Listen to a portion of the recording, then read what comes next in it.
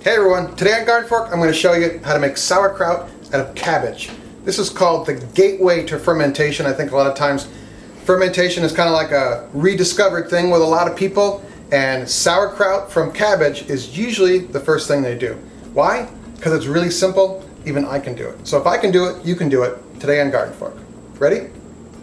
I'm going to show you what's called single jar fermentation of sauerkraut. This is from my friend Leda Meredith, who has a really great book on this.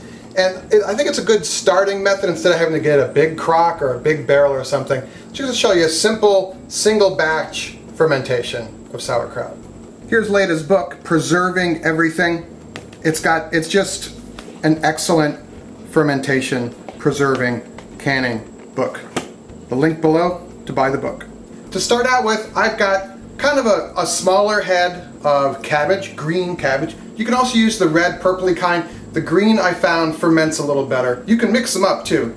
And then you want a mason jar. This is a quart, or this is a pint, or you get the quart one, whatever you want. Step one is to prepare your cabbage. You want to take off any bruised leaves, anything that's molding, and then you need to chop this up into small pieces. You got a couple choices to do that. You can use a box grater if you have really strong arms. Do you? No. You can use a really good chef's knife to chop it up, or you can use your food processor to do it as well. The food processor is the easiest, the box grater is the hardest, the knife is in between. Alright? Did you grow that cabbage? No, but you can grow cabbage. We're going to do a show on that. Pretty easy, right? And I'm going to cut right through the core like that. And I'm going to cut this into eighths. If I were to do this with a knife, I would want to do fine cuts with a sharp knife across. Probably like this. actually finer than that if you were really doing it, right? Yes. The finer it is, the more juice it lets loose and the fermentation starts faster. But it's, it's kind of, you discover what you want. You like chunky sauerkraut or fine sauerkraut? I like chunky sauerkraut. I like fine. We balance like that. Yeah. We can also do it right in our food processor. And if you notice, I'm leaving the core right on here. Oh, that doesn't fit. I like that. Where's my plunger? Plunger thing. Plunger thing. Yeah. Hold on, gotta find the plunger.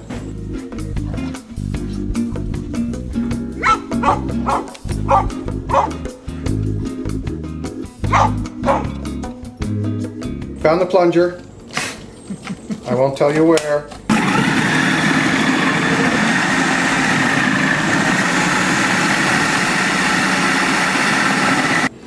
Alright, now we have a Fresh. good load of cabbage. This is really quite fine. Your food processor might do it a little coarser, and that's totally alright. Alright? Get yourself, you can use pint or quart mason jars. Again, the last time I made this, I did a whole one of these, but just to show you how easy this fermentation is, we're going to have a little bit of coarse salt and a mason jar. So we're going to take some of our ground cabbage and then a little bit of salt. And this is what we're just going to do the whole thing. You're going to layer it? I'm going to layer the salt.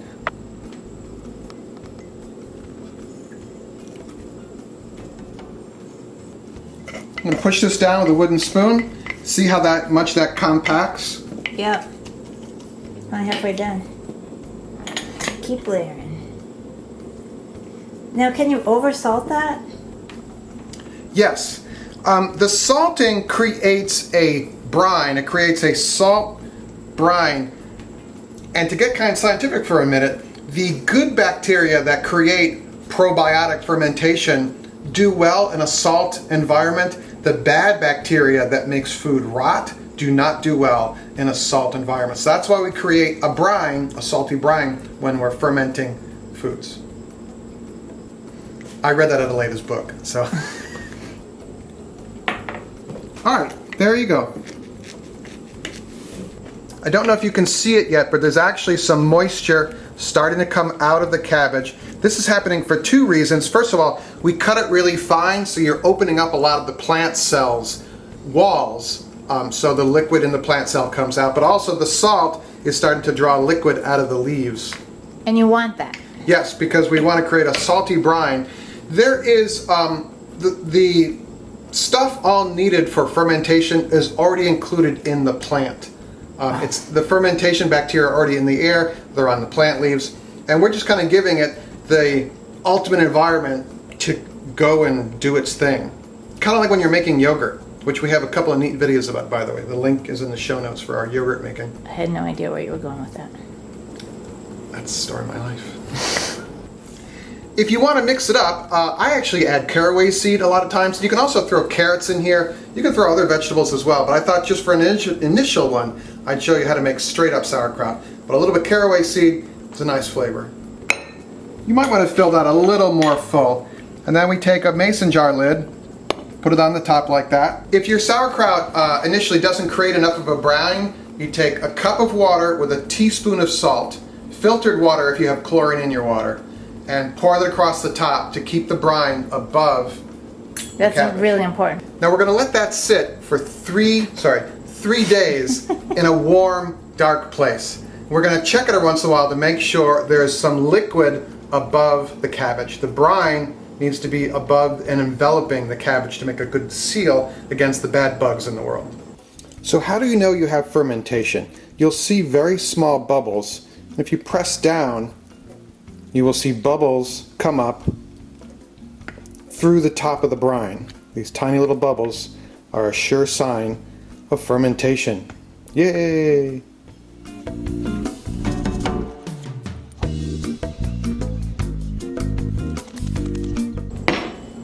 These are 2 sauerkrauts that are already made. They've been in the fridge for a while.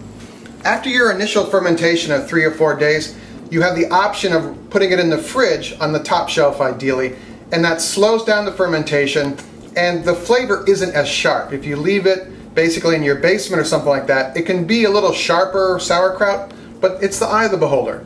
This is from my friends Ben and Sarah, my neighbors who are very cool.